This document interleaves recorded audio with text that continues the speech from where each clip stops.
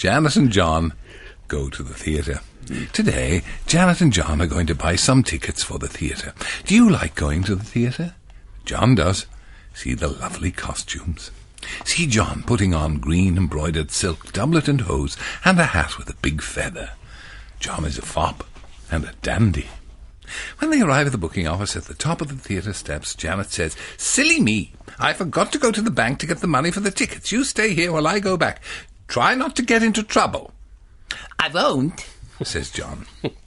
It's getting more While John is waiting, he plays hopscotch in the alley beside the theatre. John likes hopscotch. I'm not a bit surprised. John hears voices coming from one of the doors at the side of the theatre and peeps inside. Some people are on the stage rehearsing a play. John pokes his head through the curtain. On the stage, John sees two ladies. He recognises Mrs. White and Mrs. Parlett from the Amateur Dramatic Society. "Hello," says Mrs. White. "Are you..." No, come, share it with us, please. I don't know why this makes me laugh. "Hello," says Mrs. White. "Are you playing Polonius?" No, says John. "I'm playing hopscotch."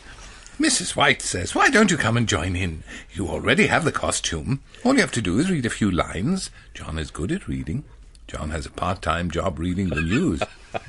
John sometimes gets the words wrong, but nobody minds. See John hop and skip up onto the stage. Mrs. McKenna, the producer, says, "We're putting on a play called Hamlet. Would you like to audition for a part?" "Yes, please," says John. John reads the lines for a man called Polonius. Mrs. White and Mrs. Parlett both clap loudly when John has finished. See John blush. "Thank you," says John. "I was very nervous before I started to read." Mrs. White says that was a very difficult speech and gives John a big smile. "I usually get nervous and quite often get a dry cough. I don't mind admitting that I have a glass or two of teachers before going on stage." Mrs. McKenna says, "I don't like where this is going at all." Mrs. McKenna says, "Don't listen to her. You should be able to play this part without a drink first." John says, "I thought you did very well considering her nerves." As soon as it's time for John to go, Mrs. White thanks John for speaking up for her and says that he should come back for rehearsals on Thursday. Mrs. Parlett said she'd be happy to help John with his lines and would make sure he got a part in the play. John waves goodbye to everyone, goes outside to meet Janet on the steps. Janet says, "Did you behave?" "Yes," says John. Go on. I was just in the alleyway and heard some people performing through an open door.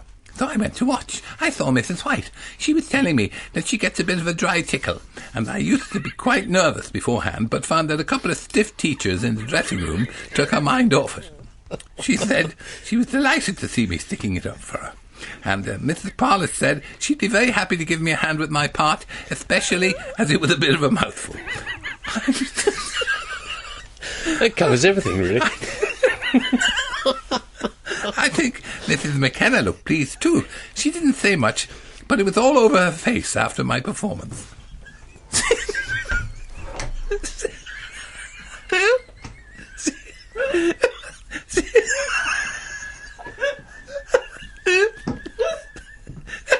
See Janet push John down the theatre steps 7.